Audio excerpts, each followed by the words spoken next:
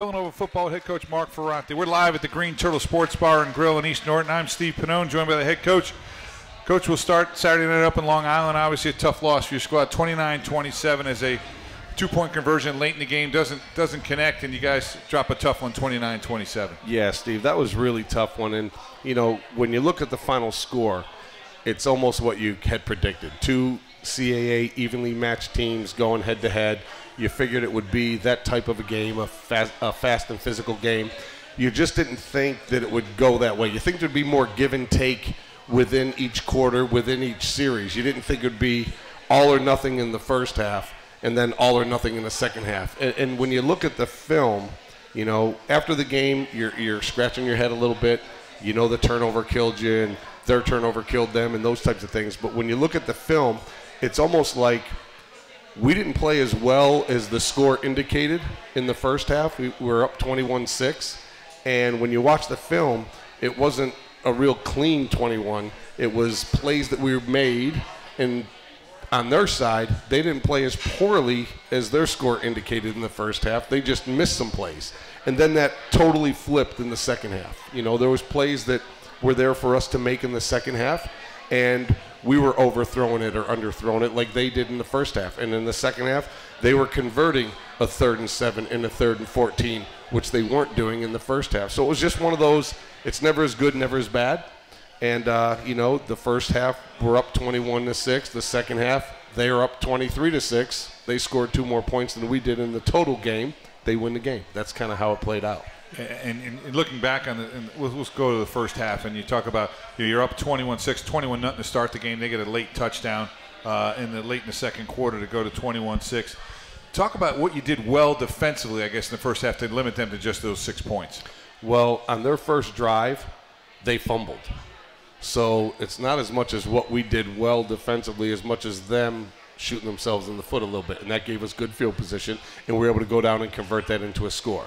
And then after that, we settled in a little bit. We had a 3-and-out the next series, and then we were able to have a nice drive offensively and have a score. So in the first quarter, out of the 15-minute quarter, we had the ball for over 10 minutes.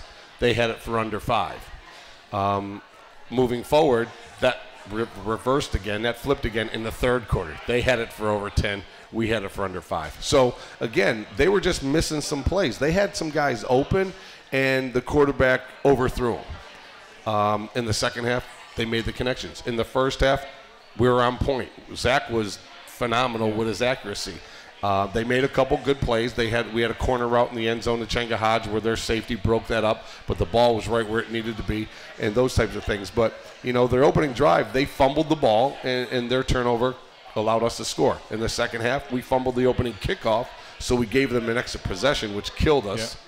And it's like we kicked off to them in the first and second half almost and giving them a short field, and that gave them some momentum to keep going in the second half. So, again, it wasn't what did we do or what did they not do. It was both teams just give and take a little bit here and there. And in the first half, fortunately, we were able to make more plays than they were.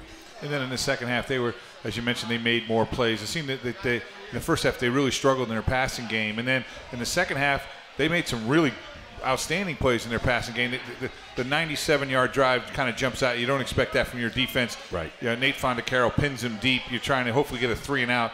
They hit a big first play to get themselves out of trouble out to the 15, 16-yard line, and then they're able to drive the ball down the field.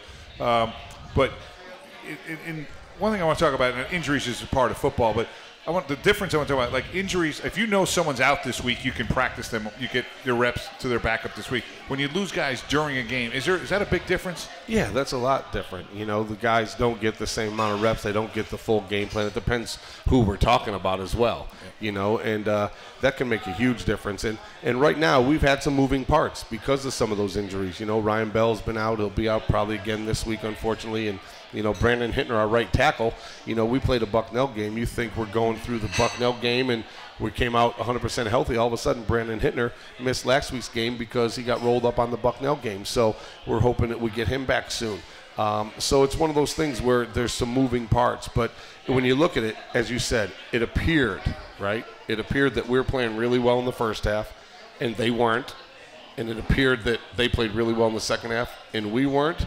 Well, here's the reality of the thing. Their quarterback, Joe Carbone, who had a really good game. He controlled the ball. He managed the game. He did a really nice job. But when you look at his statistics first and second half, he was 10 out of 18 in the first half, and he was 10 out of 17 in the second half. So it really wasn't that big a deal. He just made the plays when he needed to make them in the second half and converting some third downs, especially on that 97-yard drive that you just mentioned.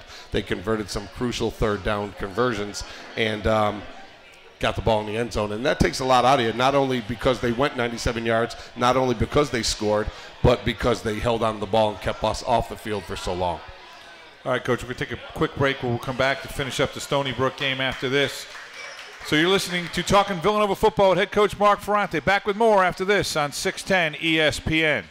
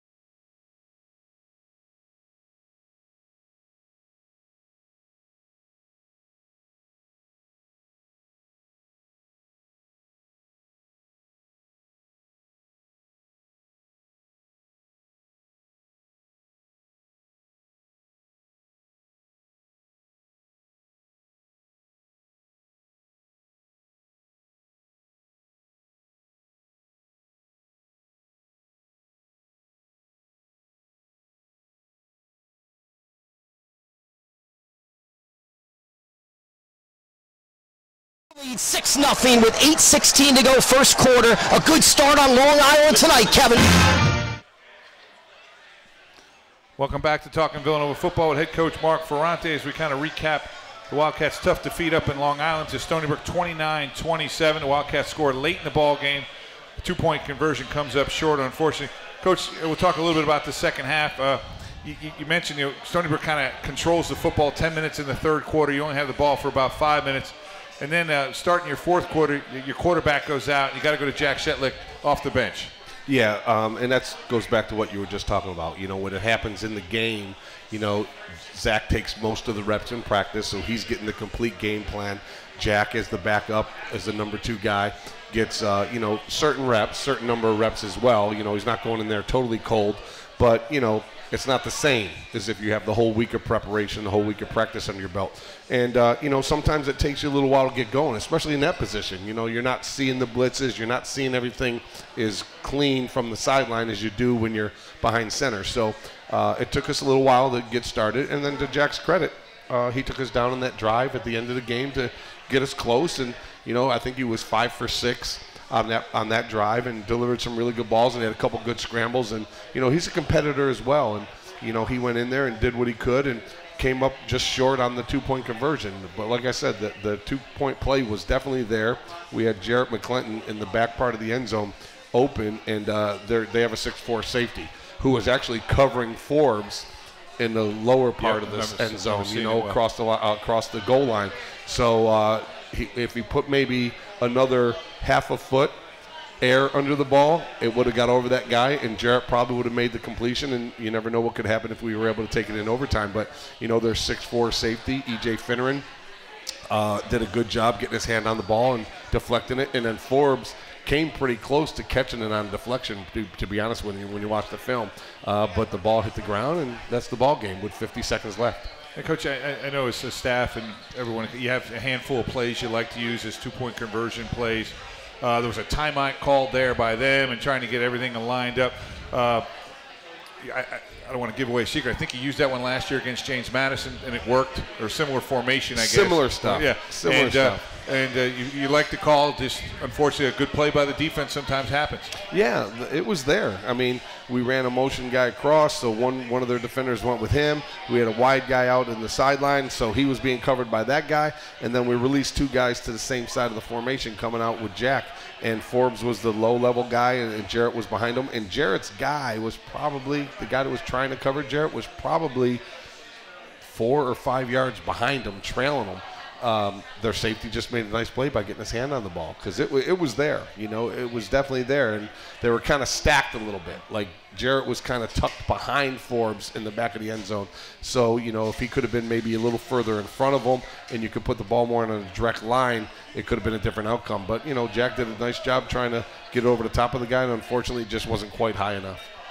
And so obviously it's a disappointing ending to the game, but one of our guests that's going to be coming on a little, Brian White, did a good job defensively for you up front. We'll talk to Brian in a little while, but 6 tackles. He had 1 for a loss. Mm-hmm. Just talk about that was a big punishing offensive line that Stony Brook has. Let's talk a little bit, and we'll talk to Brian when he gets on, but your defensive line and how you thought they played. Yeah, they did a good job. The only thing that we would like to have had improved was pressure on the quarterback. And they are big. I think they have 3 guys that are over 320. And they're hard to get around. And we're not a huge D line. We're more athletic. We only play 3 D linemen. So we have the 2 ends and then Brian and nose guard. So those guys are really there to occupy people and hopefully have our linebackers make a lot of the plays. Because 6 tackles for a nose guard is pretty awesome, to be honest with you. Because he's in a position where he's getting doubled a lot. And those types of things, because we only have the single nose guard over the center, and then you have the defensive ends aligned over the tackles, sometimes inside, sometimes outside. So it's a tough position to play nose guard for us. So our D-line has been really doing a good job this year. We would have liked to have gotten more pressure on the quarterback, but other than that, as far as stopping the run, I mean, we kept them well below their average of yards rushing.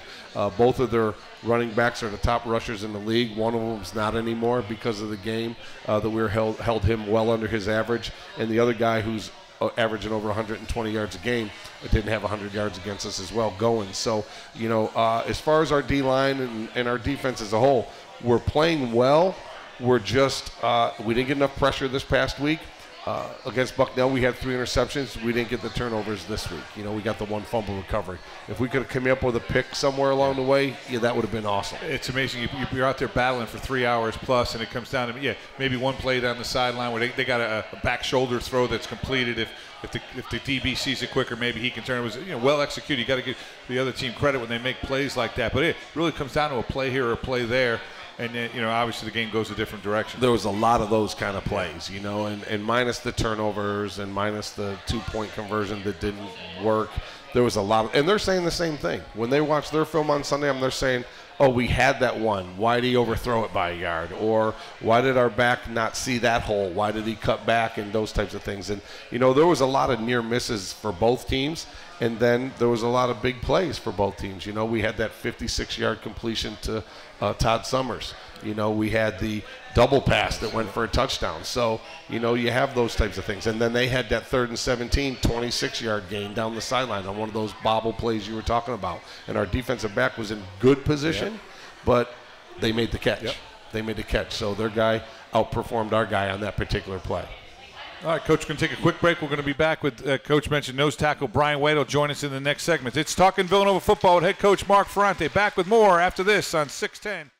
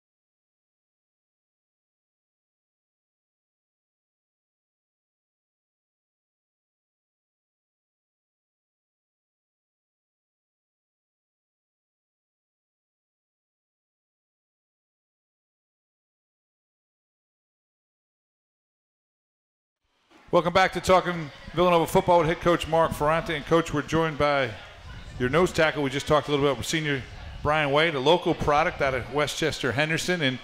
And I guess we'll get into this, but obviously a kind of a legacy in your program. His dad, Ted, obviously a defensive lineman back, and his brother, TJ, a linebacker a few years back. So, Brian, welcome.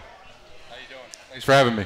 Yep, good to have Brian here, obviously, and as you just mentioned, I was on staff when his dad played for us, so that's making me feel a little old right now. I was in school with him. And then, how about that, right? And then TJ, his older brother, played for us, and now Brian, like we just said, coming in, had a great game against Stony Brook. Unfortunately, we all came up a little bit short on the thing, but, you know, Brian did a great job, had 6 tackles, 1 tackle for a loss, and those types of things. So, Brian, why don't we start out by saying, why Villanova? Were you just born to be coming to Villanova? Was that kind of a brainwash thing from your dad and everything? Kind of. When I was going through the recruiting process and I had all these other offers coming in, and I was just waiting on Villanova to come in, and they told me to come to a camp, and I went to the camp, and they ended up offering me, so it was a pretty easy decision. And we better say that Cindy, Brian's mom, also went to Villanova, and Coach Talley used to say that to our guys, and we still do say it to them all the time. You know, you come to Villanova, you may meet your wife at Villanova, you're going to have your best friends on the team at Villanova, they're going to be best men in your wedding and those types of things. And, you know, obviously that definitely was true with Ted back in the day, and now we have the products with TJ, who is a good linebacker for us, and obviously Brian is a great nose guard for us. And Brian, talk a little bit about playing nose guard in the 3-3-5 that you guys run defensively. Obviously this game, it's 6 tackles, you have a tackle for a loss, but a lot of games it's just, let me take on these 2 guys, I'm getting double teamed, let Steve and Wiley look like the heroes, right? Is that really your role? Pretty much. It's not a glamorous position, but I do what I can to get the job done for Steve, you know, clearing up the A-gaps for him. It's a lot of double teams here and there, but occasionally I get a chance to make a tackle. Coach, let me ask you this. In recruiting, what are you looking for in a guy that plays Brian's position? Well, you're looking for a guy who's obviously the intangible type things, right? The competitiveness and those types of things. And I was just going to bring up the recruiting story that Brian just touched base on, you know, because, you know, when we recruited Brian, we said, hey, come to the camp, because we'd like to evaluate as many guys as we can in person. You know, the high school film is a big part of it. We want to see how they're playing football. That goes without saying. But then when you can have them come to a camp, you can see those intangible things. You can see how they take instruction. You can see how they want to jump in the front of the line and be proactive in getting the reps and so on. And when Brian was there, Jafonte Johnson is one of our defensive ends, and he was at our camp as well, along with one of his teammates from his high school, which happened to be my high school, Henniger High School up there in Syracuse, New York. So their nose tackle was here as well. So it was fun to watch the 2 of them because they both wanted to get a scholarship offer at Villanova, Brian and the other gentleman. And they're almost both the same height. Brian was a little taller. They were almost the same weight. The other guy was maybe a couple pounds heavier. And to watch them both compete, because we're taking 1 nose guard, we're not taking 2 in the same class. So to watch these guys compete and to see Brian go in there and just compete against this guy rep after rep, and they were actually hanging out together a lot during that camp. You remember the guy I'm talking about, right? Yep. He ended up going to Youngstown. And we obviously took Brian and ended up getting Brian, and, you know, we're happy we did. So that's a great story, Brian. Talk a little bit about, you know, you're talking your mom and dad are Villanova products. When did you start playing football? As your dad as a former player, do you get started at a real young age? Do you wait till you get to middle school? When did you start playing? I started playing flag football when I was 5. Wow. For the Downtown Whippets, so been playing ever since then. And then what youth organizations did you play with? Did you ever play at our stadium in Pop Warner? I did. I played right? for my CYO team, St. Agnes, from 5th grade to 8th grade, and we played a couple games at Villanova. And who are the coaches? Of St. Agnes? Yes. Coach Tom Dunn. Okay.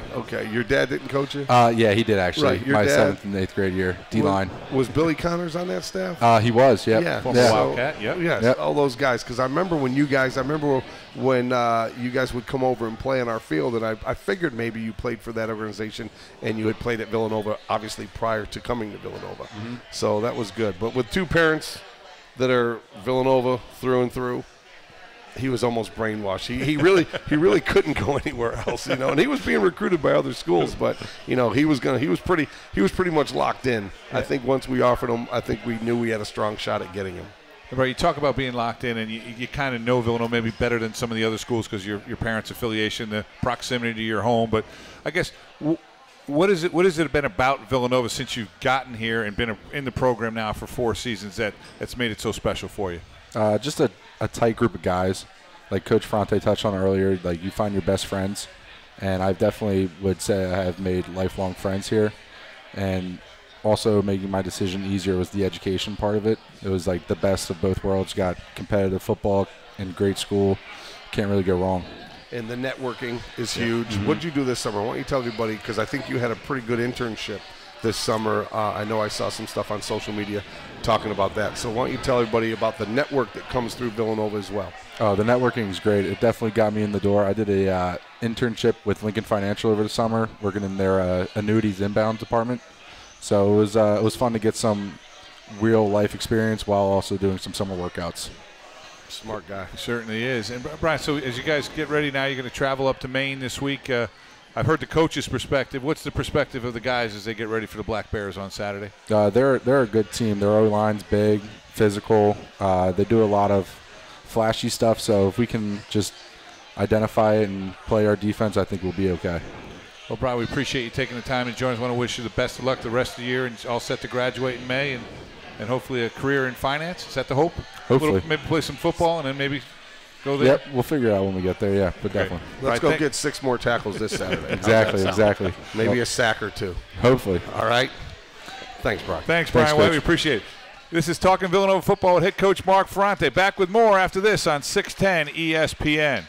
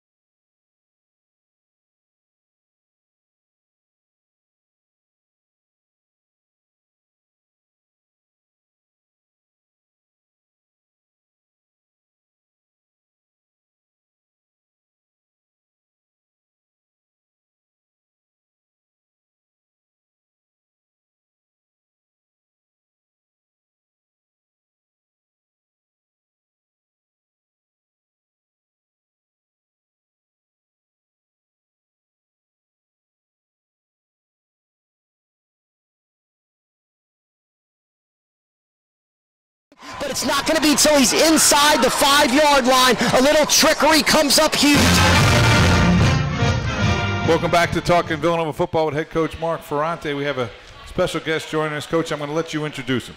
Yeah, he's obviously a superstar in this area and throughout the country. And Steve and I actually worked together.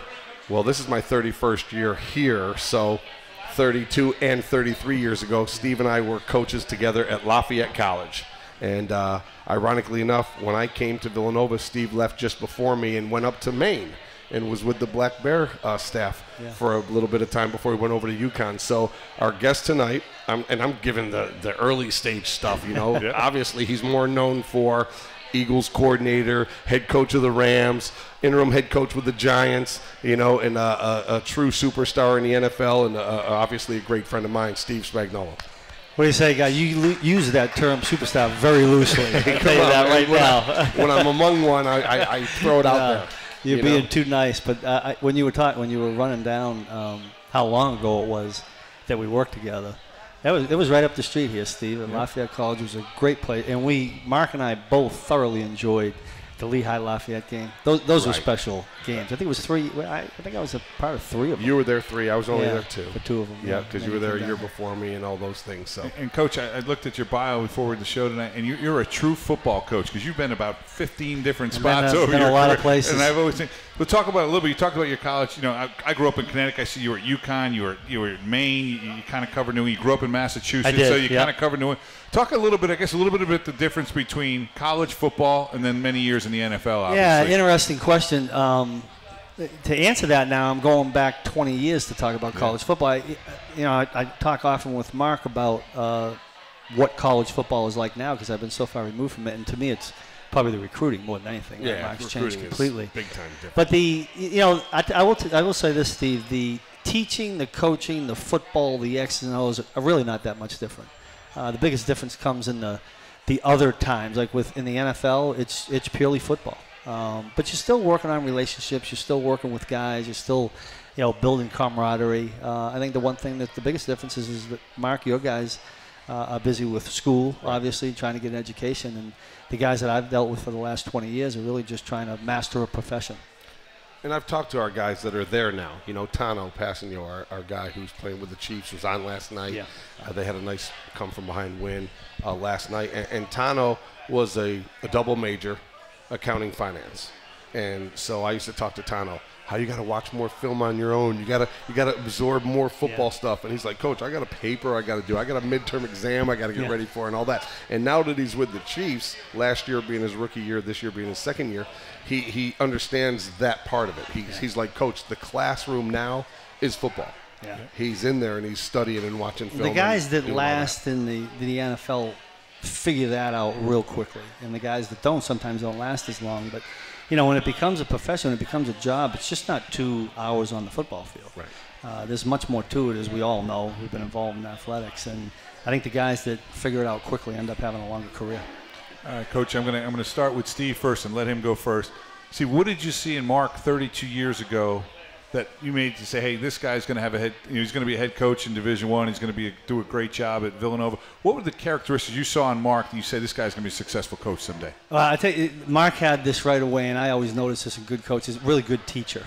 I noticed that right away. Plus, as we got to know each other, I found out Mark had been a quarterback, for Andy Talley, right? Mm-hmm. And quarterbacks typically, have that mindset of thinking in terms of X's and O's while they're playing. I think that probably helped you more than anything. No doubt.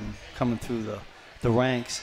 And then look at when you have a passion, you have to have a passion for this particular game and to do this job, whether it's a head coach at Villanova or anywhere in the NFL. If you're not passionate about it, you're not going to last very long because it takes a lot of time and a lot of commitment. And Mark had all of those things. So it's not a surprise to me that he's sitting here as the head football coach at Villanova right now. All right, Coach, I'm going to flip it, put it on you. Now, what did you see in Steve 32 years ago? Let me slip him the $20 first. Pretty much the same thing. He does all those things that he just mentioned, but he's also was a great motivator. And you saw the passion, and that's what it was. We were much younger, obviously, 32 years ago. Making all my mistakes. Yeah, making no money. Making no money. So you did it truly for the love and the passion of the game. And Steve possessed all those qualities as well. And then to see what he's done, you mentioned he was at X number of stops, I think you said 15 or so or whatever.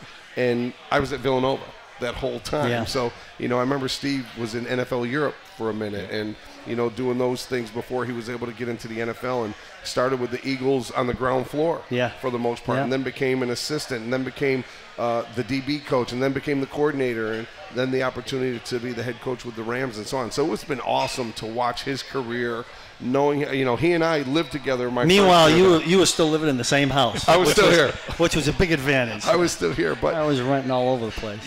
But Steve and I were roommates my first year there. Yeah. And we were in a Lafayette College dorm in an RA residence, and we're in charge of this dorm, which, made no sense. Those were fun times. 26 and Those were 27-year-old fun guy, but it was great. And, to watch his career progress the way it did was really impressive and really awesome. And again, it's because of his passion and his motivation and this relationships that he builds with players and with people in general. And that's what coaching's all about. We're teachers. Yeah. We're teachers is what we are. And, we spend a lot of time with these young men, and in his case, a few years older, but, you try to build those relationships and teach them. And it's not just the sport of football. Right, you're teaching them accountability. You're teaching them responsibility. That never you're changes. teaching them That never punctuality stops. and those types of things. And it happens at every level. Coach, we're going to take a quick break, and then you're going to let me. I know it's your show, but I got to ask a Giants question. You have to. We'll be back with Coach Spagnuolo and Coach Ferrante right at it. It's Talking Villanova Football with head coach Mark Ferrante. Back with more after this on 610 ESPN.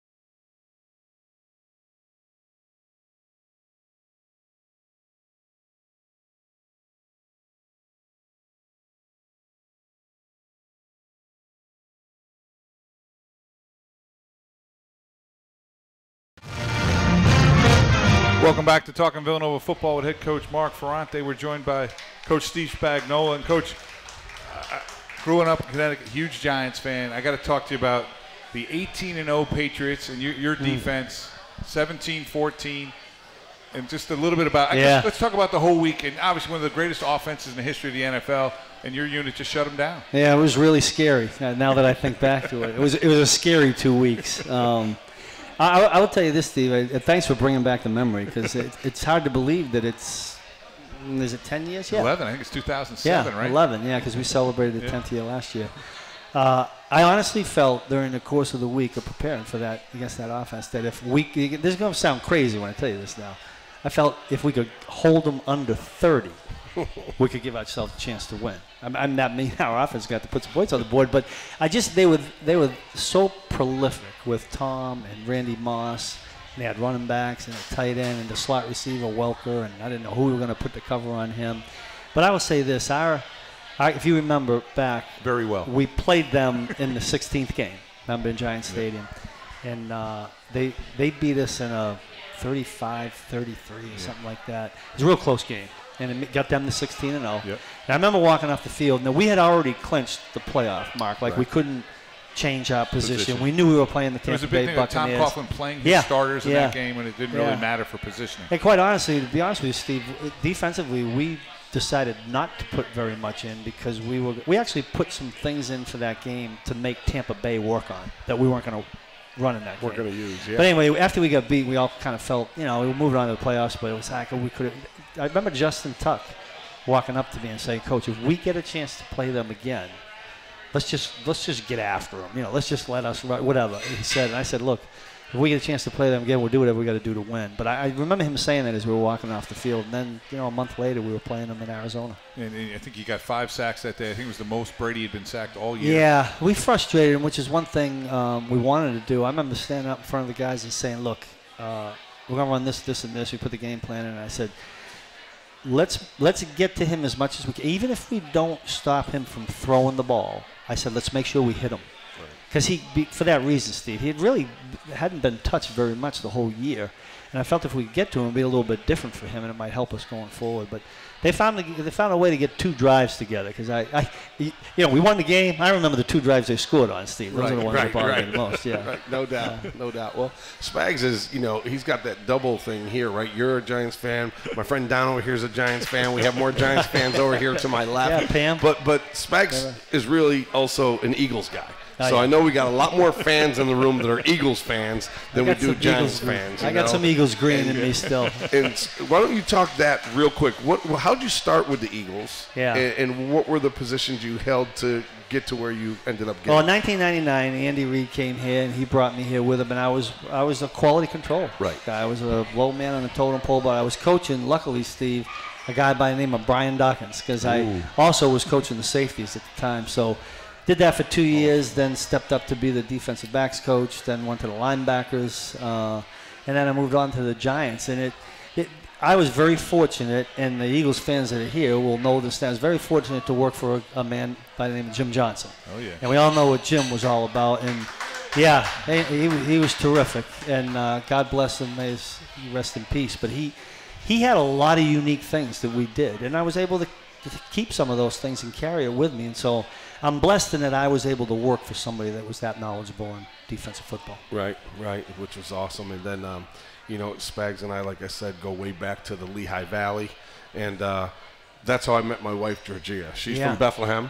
Steve and I were both working in Lafayette College up there in Easton. And, if I wasn't at school up there, I probably would never have met her. So that worked out really well. And Steve and Georgia knew each other prior to us getting together and so on, and it just worked out great. It's just one of those weird dynamic things that kind of cross paths and dots connect and so on. She was working at the forth. Holiday Inn up that's there. Right. So, yeah. That's right, up there in Bethlehem. So that was pretty cool, and that was pretty unique, and the rest is history from that perspective. But that goes back a long way. Yeah. And Coach, this year you're not affiliated with a team this year. What have you been doing to get your football fix? But I tell you what, I spent yesterday over at NFL Films. The people over there are great. I go over. You can get all the games the next day over there, so that's kept it going. But I tell you what, Steve, it's been it's challenging in a lot of ways not to be involved with the team right now, but it's also real rewarding too. I get to see some things I wouldn't normally see. I get to see the game from big picture perspective. I was come over to watch Mark practice. Was sat in some of his meetings.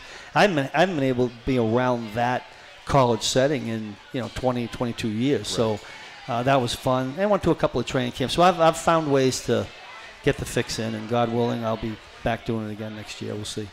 Yeah, it's really weird because I'm listening to what it was saying about the Eagles and their struggles, I guess you would call it, based on losing a game the other day. It's early. Yeah, it's early. And when you look at their game from the other day and look at our game from Saturday and you look at their 2-2 record and you look at our 3-2 record, I mean, listen to all these people talking about some of the things that they've been doing, and it's almost goes how our season's been going. Yeah, it kind of really mirrored does, each other a little bit. Yeah. And here's the thing about no matter what, like everyone expects them to be the same Super Bowl champion team that they were. Every year's different.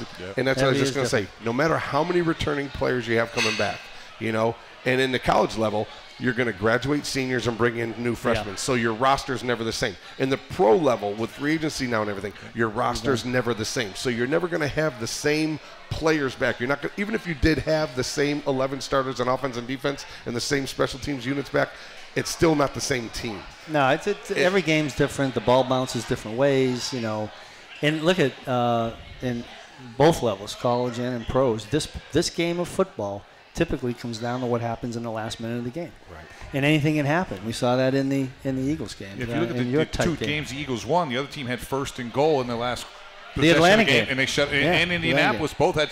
I mean, you could say they could be 0-4, they could be 4-0. They're 2-2. Yeah. Yep. Yeah. Our game came down. There was 51 seconds on the clock. We converted a 2-point conversion. We're going overtime. Last night's Chiefs game.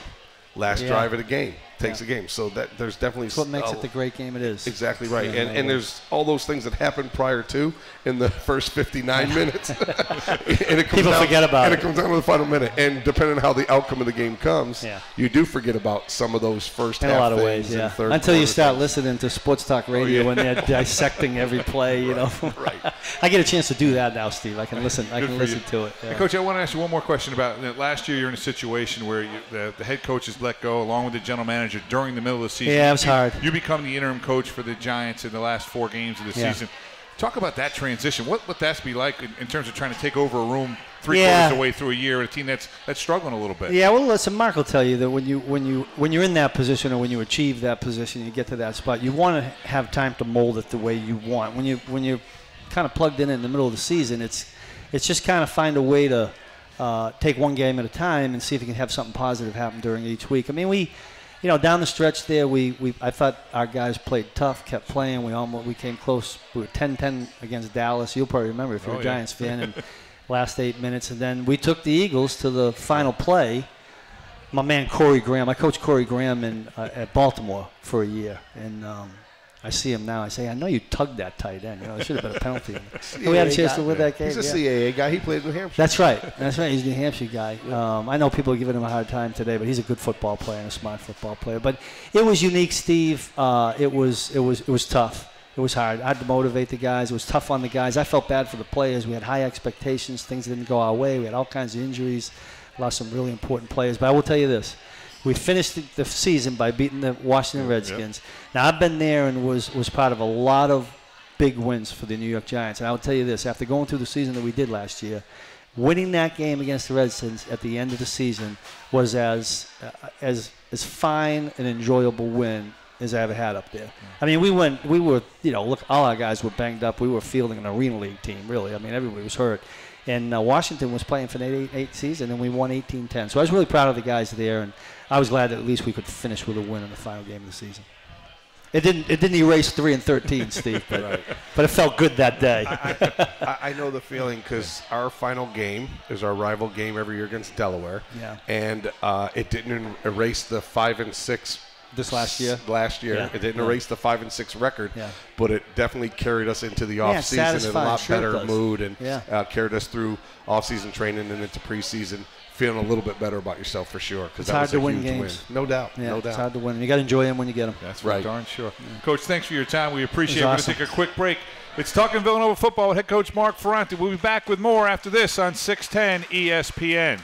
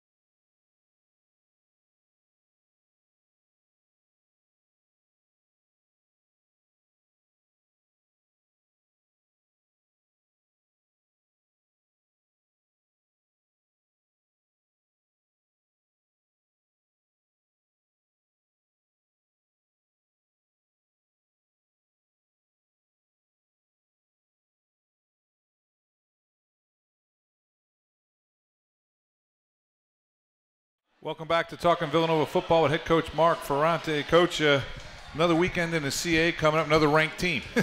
Yeah, well, there's 7 of us in the top 25, and fortunately right now we're one of the 7. But, it seems like every week you're going to play a top 25 team, and I guess that's a good thing. But, there's no weeks off, that's for sure. About that. And obviously Maine comes into the game 2-2. Started the season off gangbusters. I happened to see the game on TV. They just get all over New Hampshire, 35-7 defensively. Was in the backfield the whole game, did a really good job. Then they go on the road and to beat an FBS team in Western Kentucky 31-28, lose to another FBS team, one of the few teams I think in our level that plays 2 FBS games. They lose 17-5 to Central Michigan, and then this weekend get a little nicked up and go up to a very good Yale team and get beat 35-14. So 2-2 coming in to this Saturday's game with you guys. They're in a very similar situation to us. The difference is they have a CAA conference win, and we don't. And they're in good shape right now, being undefeated in the conference at 1-0, and we're sitting here at 0-2. But overall record's very similar. And I'm assuming, without knowing, what their injury situation is, and playing 2 FBS teams, just like us playing a Temple and then playing 2 league games so far. When you play those type of games, they're physical, and I know their starting quarterback did not play in the Yale game. I don't know if he'll be ready to come back in our game. He's a local guy. Chris Ferguson went to LaSalle High School locally here, same school where we got Brett Gordon out of way back when. So it's going to be a challenging game, just like every other CAA game, whether they're in the top 25 or not. It's just a league game, and it's a most important game. And the reason it's the most important game is because it's our next game. And, we got to take them one at a time at this point. We got to just find a way to go out there and execute at a consistent level. And, hopefully we can go up there and put a good product on the field. But, they're probably similar to us. They're probably bumped and bruised and battered a little bit from the schedule they played, and we're the same way. So both of us will go out to the field and try to perform. And, the team that executes at the highest level and the team that makes the least mistakes and has the least number of turnovers is probably the team that's going to come out on top. Coach, you've been in this league a long time, obviously being in Villanova for 32 years now. I want to talk a little bit about the CA. You say 7 ranked teams. I mean, I've been following your program for years. I just don't remember that. I mean, there's been great teams, obviously, the league's had great seasons, but the depth of the league this year seems to be stepped up to. What do you attribute that to? Is it just the commitment from the schools? Is it the recruiting area, that there's so many good players in this area? What has it been, you think, that's added, to my opinion, to the depth of the league this year? Yeah, I think it's just a combination of great coaches. I think it's a combination of players wanting to go and play at a good league and play at a high level. They know that we're going to play most of us are going to play an FBS opponent every year, so I think they like that challenge as well. And I think guys go out and just do a good job, not only with their recruiting and getting quality players, but also with the development of those players. And you can see it from our whole league. We just mentioned when Spags was up here, Corey Graham, he's been in the NFL for a number of years. He played in New Hampshire. We talked about Tano and Ben Ajalana and the Brian Westbrooks of the world that come out of our program. And you can go to just about every school in the league, and they have those guys. Joe Flacco played at Delaware. I mean, he transferred from Pitt, but he played at Delaware. And now his younger brother's doing what he's done at Towson. And when you look at it, it's crazy, right? So when you look at the preseason rankings, we were predicted 6 out of 12. We're in the top 25. Towson and Rhode Island were at number 10 and number 12, respectively, as far as preseason rankings. They're in the top 25. Both undefeated in the league. Exactly right. So, you got to just be ready to play every week. The records don't matter.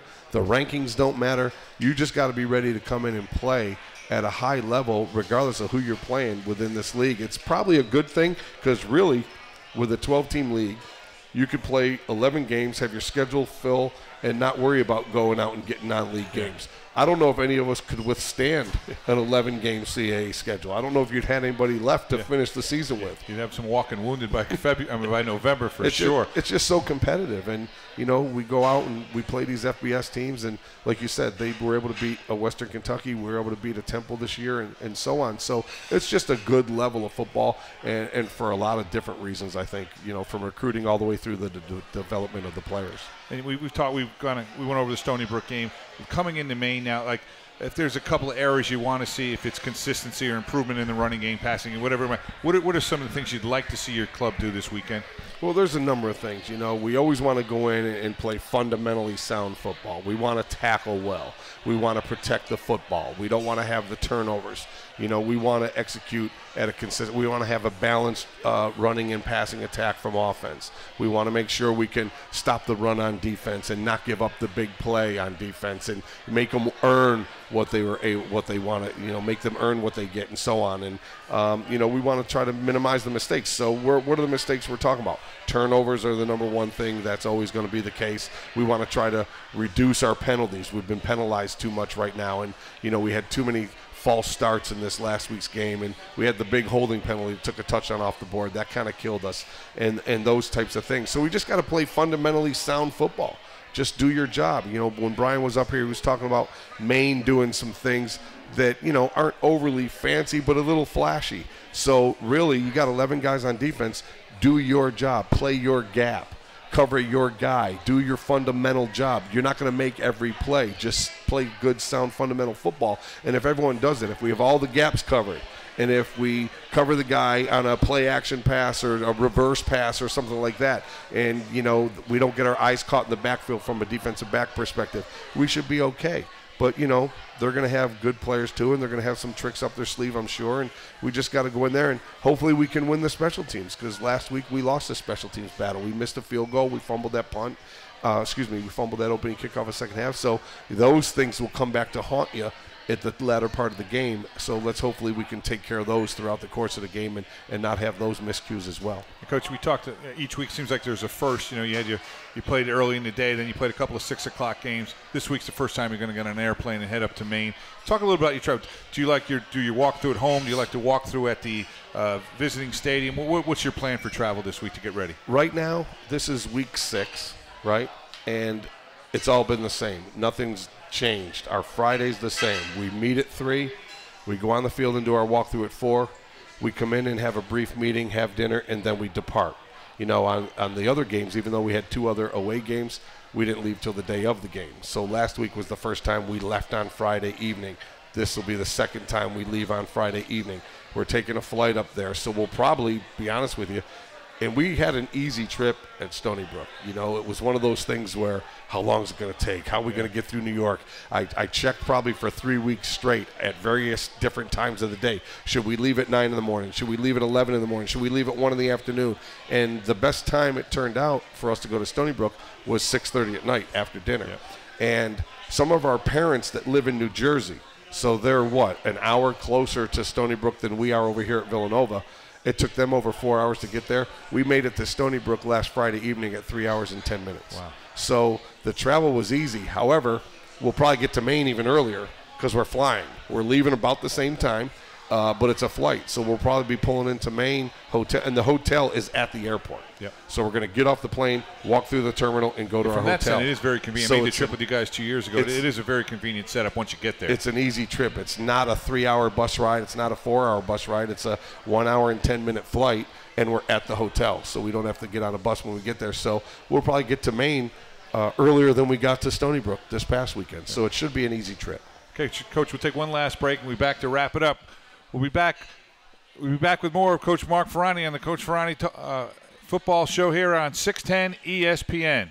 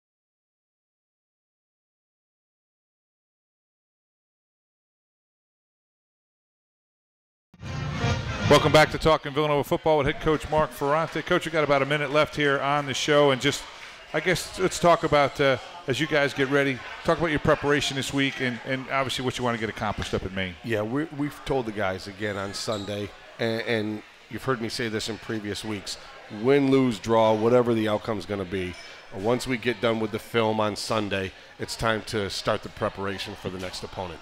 And we had a good practice today. You know, our guys came out, and I'm hoping they're going to respond the way they did after the Towson game heading into the Bucknell game. They were anxious and excited and hungry to get back on the field.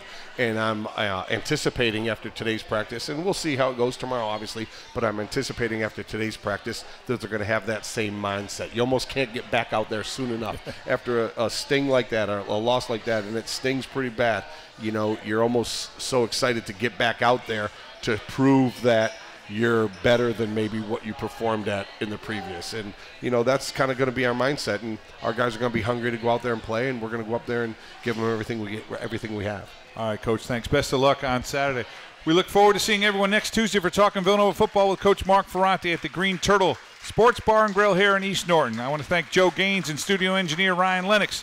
It's this Saturday. Cats face the Maine Black Bears. Game time is 3:30. We'll be on the air with our pregame show at 3:15. We'll be back here next Tuesday for another Talking Villanova Football. For Coach Mark Ferrante, this is Steve Pannone. Have a good night. This is 610 ESPN.